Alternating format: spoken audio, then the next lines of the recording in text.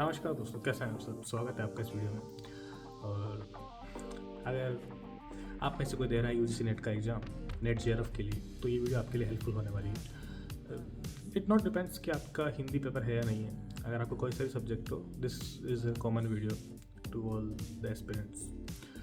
हाँ, तो पिछले कुछ दिनों से कई लोग मुझसे पूछ रहे थे कि भाई टाइम बहुत कम बचा है, और ऐसे भी आज 30 दिसंबर है एंड हिंदी वालों का 6 दिसंबर का, शायद बाकी सब्जेक्ट्स का बीच में चलेगा पेपर, तो ज़्यादा टाइम बचा नहीं, 3-4 दिन का टाइम है और इसमें आप कुछ नया तो पढ़ नहीं पाओगे।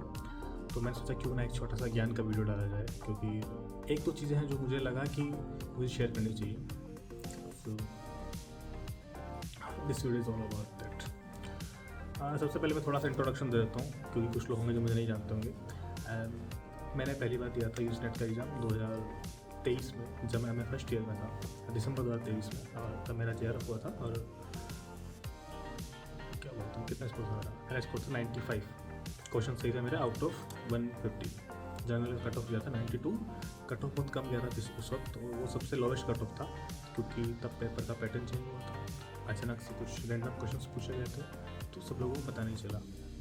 ठीक है, अभी ये सब मैं क्यों बता रहा हूँ, क्योंकि अभी जिस तरह कट ऑफ हाई जा रही है हिंदी की स्पेशली, और बाकी सब्जेक्ट्स की भी बहुत हाई जा रही है, पॉलिटिकल साइंस की भी मैंने देख रही बहुत हाई जा रही है।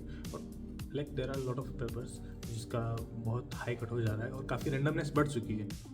कट ऑफ हाई जाना is not a big problem. जिस तरह रैंडमनेस बढ़ जाती है ना, तो उससे क्या होता है कि ये पेपर एक तो नेगेटिव मार्किंग है नहीं, तो लक का फैक्टर बढ़ जाता है। ठीक है, तो मैं क्या बता था कि दिसंबर में 2023 में मैंने पहली बार दिया था, जब मैं फर्स्ट ईयर में था। तब कट ऑफ बहुत डाउन आ गई थी, 92 क्वेश्चन पे जनरल का जेआरएफ हो रहा था। एंड वो क्यों हुआ, क्योंकि अचानक से रैंडम पेपर आया था और पैटर्न चेंज हो गया था। ठीक है, कहानियों के कथन से क्वेश्चन पूछे आने लगे थे, उससे पहले इतना डीप नहीं पूछते थे। एंड उसके बाद मैंने फिर से दिया था, पीजी एडमिशन के लिए दिया था मैंने दूसरी बार जून 2024 में। वो पेपर लीक हो गया था, ऑफलाइन हुआ था, लीक हो गया था, बट उस पेपर में भी मेरा ठीक ठाक स्कोर था। एंड उसके अंदर हालांकि कट ऑफ हाई जाने के चांस थे अच्छे खासी, क्योंकि तब स्टेबल हो गया था पेपर। एंड उसमें मेरे 110 क्वेश्चन के आसपास सही थे, जो पेपर लीक हुआ था। उसके बाद फिर से पेपर हुआ, वही पेपर अगस्त में। तो टेक्निकली मैंने 3 बार दिया नेट जेआरएफ पेपर, लेकिन पास में 2 बार हुआ, और दोनों बार मेरा जेआरएफ है। एंड तीसरी बार जो मैंने दिया, जो पेपर लीक हो गया था, वही पेपर जो दूसरी बार दिया था अगस्त 2024 वाला, उसमें मेरे कितने सही थे, 103 क्वेश्चन सही थे, और जनरल कट ऑफ गया था 100 क्वेश्चन के आसपास।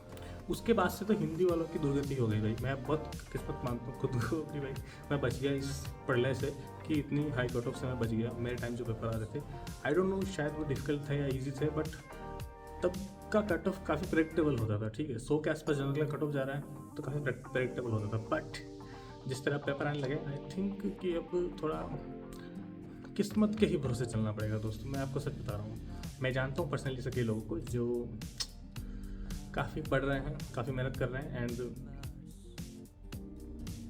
देयर इज़ अ चांस कि उनका शायद इस बार भी ना हो। क्योंकि जिस तरह का मैंने भी पेपर देखा था, एक्चुअली मैंने अपने फ्रेंड से पेपर मंगवाया था, जो जून का पेपर हुआ है 2025 का। तो ये पेपर मैंने दिया नहीं था, तो मुझे पता नहीं था ये पेपर दे सकता है। ये रेस्पॉन्स शीट आती है, ये मैंने पूरा अभी देखा, 150 क्वेश्चन। एंड जो मेरे को समझ में आया भाई, कि जिस तरह के रैंडम क्वेश्चन पूछ रहे हैं भाई, बहुत कोई भरोसा नहीं किसी क्वेश्चन का। ठीक है, सो इट्स मोर इम्पोर्टेंट कि अगर आपके पास कितना भी नॉलेज है, आपको कुछ फ़र्क नहीं पड़ता। ठीक है, और वैसे भी 4-5 दिन बचे हैं, तो मैं आपको जो एडवाइस दूंगा, एंड मुझे जो लगता है इस पेपर को देख के, जून वाले पेपर मैंने पहली बार देखा है, तो जो इस पेपर को देख के मुझे समझ में आया कि अब आप कितना भी पढ़ ले, उससे कुछ फ़र्क नहीं पड़ने वाला। आप अगर पहले दे चुके हैं, तो ये एडवाइस आपके लिए कि जो आपने पेपर दिया है, अपनी रेस्पॉन्स शीट लीजिए एक बार, और एक बार देखिए कि कौन सा क्वेश्चन सही हुआ और गलत हुआ है। जो सही हुआ है उसमें से कौन सा क्वेश्चन तुक्के से सही हुआ है, और कौन सा क्वेश्चन आपको आता था। जो तुक्के से सही हुआ है, वो क्या सोच के तुक्का लगाया था आपने, और वो जो पैटर्न है आपके तुक्के लगाने का, वो सही जा रहा है या नहीं जा रहा। अगर वो सही जा रहा है तो अच्छी बात है, अपने दिमाग को चेंज मत करो। सही नहीं जा रहा तो उसको चेंज करो। This is the final advice I will give, क्योंकि कितना भी पढ़ लो, नहीं होने वाला भाई। मैंने देख लिया पेपर, ये पेपर बहुत ही रैंडम, अगर मैं भी देता तो शायद मेरा नहीं होता इस पेपर में, क्योंकि बहुत लक का गेम हो गया एक तरह से, ऐसा मुझे लगता है। नेगेटिव मार्किंग नहीं थी, हमारे टाइम पे नहीं थी, बट तब एक स्टेबिलिटी थी, मुझे ऐसा लगता था, क्योंकि मैं कहानी, नाटक, निबंध पढ़ के क्या था हिंदी से, 1-2 यूनिट मैंने ढंग से पढ़ी थी, और मेरा पूरा पेपर अच्छा हुआ था। अब ऐसा है कि मैं आप किसी बच्चे को ज्ञान दूँ कि यार आप 1-2 मिनट अच्छी पढ़ लीजिए, कुछ टॉपिक पकड़ बना लीजिए, नहीं होगा भाई उससे। मेरे को देख कर लग रहा है इस पेपर को, ठीक है।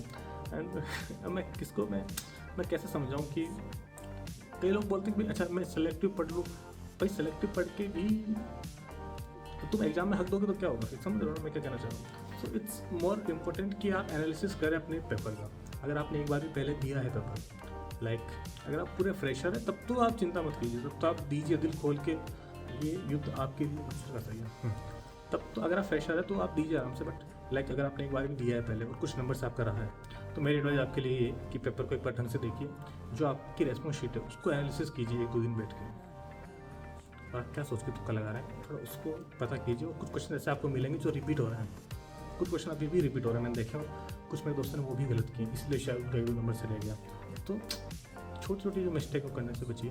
एंड सबसे इम्पोर्टेंट टिप या जो 5-6 मिनट की वीडियो बनी है, इसका सार यही है दोस्तों कि अगर आपकी ने एक बार दिया है नेट जेआरएफ का पेपर, तो उस रेस्पॉन्स शीट को डाउनलोड कीजिए और उसको थोड़ा तसल्ली से एक दिन बैठ के देखिए पूरा। एक तो आपको कॉन्फिडेंस आएगा क्योंकि वही क्वेश्चन आपने 1-2 बार आप पहले ही पढ़ चुके हो, तो आपको सबके आंसर भी पता है। दूसरा आपको पता चलेगा कि आपने किस पर्टिकुलर क्वेश्चन में क्या किया। ये आपको वैसे एग्जाम, ये तो आपको बहुत पहले कर लेना चाहिए था एनालिसिस, लेकिन मेरे को लगता है कि एग्जाम से जस्ट पहले भी अगर आप एक बार एनालिसिस करते हैं और अपना रेस्पॉन्स शीट देखते हैं तो वो काफ़ी पॉजिटिव इंपैक्ट डालता है आपके माइंडसेट पे। और जब आप पेपर देने जाएंगे 6 तारीख को, जब भी आपका जिस भी सब्जेक्ट का पेपर है, वो काफ़ी यूजफुल रहेगा। सो जो बिल्कुल फ्रेश आ रहे हैं, जिन्होंने कई बार एक बार पेपर नहीं दिया, उनके लिए तो बहुत अच्छी बात है। भाई जाओ भाई, सारे तुक्के लगा के आओ, और 4-5 दिन बचे हैं तो आप क्या ही एक्स्ट्रा पढ़ लोगे आप, लेकिन जो पढ़ा है उसको कम से कम तसल्ली से याद करो।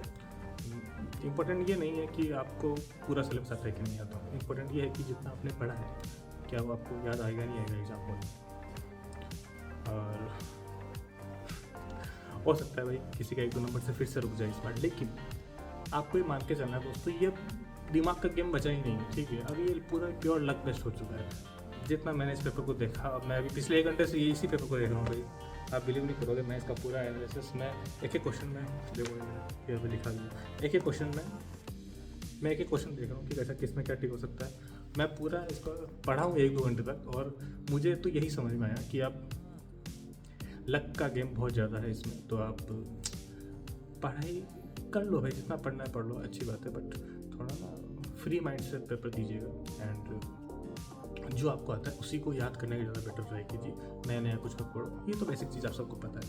और कुछ बच्चे ऐसे होंगे जो नया तैयारी करना चाह रहे हैं नेट जेआरएफ का, तो वही सिलेबस को पढ़ना है, बेसिक चीज़ आपको पता है। अगर आप बुक्स आपको पता चल जाएगी तो कुछ नया नहीं है मेरे पास बताने को। लेकिन एक चीज़ मुझे सबसे इंपॉर्टेंट लगी शेयर करने के लिए, वो यही था कि अपनी रेस्पॉन्स शीट देखिए। पहले मेरे को लगता था, जब मैंने पहली बार पेपर दिया था तो मुझे लगता था रेस्पॉन्स शीट तो सब लोग देखते होंगे, इसमें क्या है, ये भी कोई बताने वाली बात है। लेकिन अभी मैं 2-4 दोस्तों से बात किया हूँ जिनका 1-2 नंबर से जेआरएफ रुका है, मतलब समझो 1-2 नंबर से रुका है, मतलब उन्होंने अच्छा खासा पढ़ाई की। मैंने कहा कि तुमने अपनी रेस्पॉन्स शीट देखी? नहीं देखी भाई, कौन देखता है, किसके पास इतना टाइम है। तो प्लीज़ आप लोग से हाथ जोड़ के विनती, जो भी इतने महान प्राणी है मेरे दोस्त, मैं जानता हूँ 2-4 लोग हैं, ठीक है मैं उनको डायरेक्ट फ़ोन पे बोलूँ, लेकिन इस यूट्यूब की वीडियो के माध्यम से मैं आपको और बताना चाहता हूँ कि प्लीज़ अपनी रेस्पॉन्स शीट देख लीजिए एक बार, और एनालिसिस कर लीजिए कि आपका माइंड क्या सोच के तुक्के लगा रहा है, ये आपको पता होना चाहिए। ओके, और अगर फिर भी इस बार भी जेआरएफ ना हो तो दोस्तों चिंता मत कीजिएगा, मैं आपके लिए एक दर्द भरा गाना सीख रहा हूँ। मैंने भी गिटार पूरा सीखा नहीं है, but I will try my best. तो मैं एक दर्द भरा गाना आप लोगों के लिए बजाऊंगा दोस्तों, अगर नेट जेआरएफ में तो कोई बात नहीं, जिंदगी बहुत बड़ी है दोस्तों, क्या है कुछ नहीं रखा है। 8:58 हो चुके, 9 मिनट की वीडियो।